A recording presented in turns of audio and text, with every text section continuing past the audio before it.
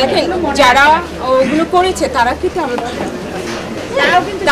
তারা কিন্তু আমার বয়সে অনেক সিনিয়র, কাজেও আমার সিনিয়র, হয়তো ভুল করেছেন, সেটা আমি আজকে মাফ করে দিয়েছি। আর আমি দেখলে অবশ্যই তাদেরকে পায়ে হাত দিয়ে সালাম করছি, ভাইয়া আমি কিন্তু পাশ করেছি, আমার জন্য দোয়া করবেন।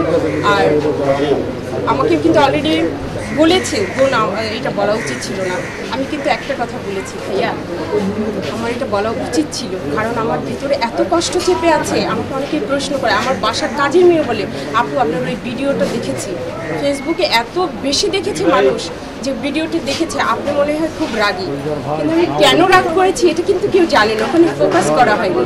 আমি কিন্তু একটা প্রতিবাদ করতে চেয়েছিলাম, আমার সেই কথাটা কিন্তু কাউকে বুঝতে দেয়নি। হ্যাঁ, আমি কিন্তু আমার কথাগুলো বলতে পারিনি।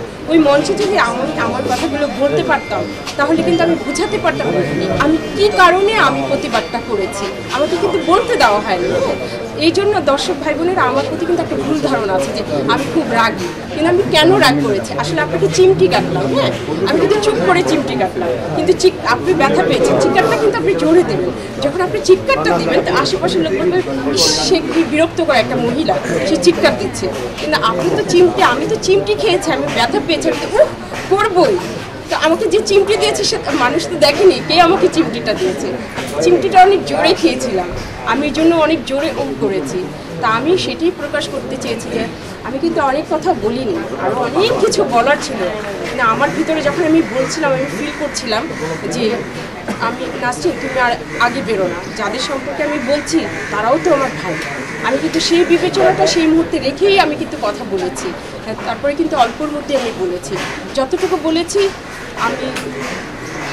আমি কিন্তু 50% হয়তো বলেছি, 50% আমার মনের শান্তি ফিরে এসছে, 50% কিন্তু আমি বলতে পারিনি। সেই রাতে কিন্তু আমার আরও কষ্ট হয়েছিল যে আমার কিন্তু আরও 50% বলা উচিত ছিল।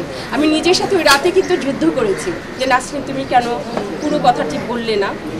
হ্যাঁ, আবার নিজেকে আবার ভেবেছি যে না, ওরা তো আমার ভাই, তারা তো আমার বাবার সমতুল্য, থাক না ভাই, বাবা তো আমাকে শাসন করতেই পারে। আমি কিন্তু সেইভাবে নিজেকে আবার সান্ত্বনা দিয়েছি।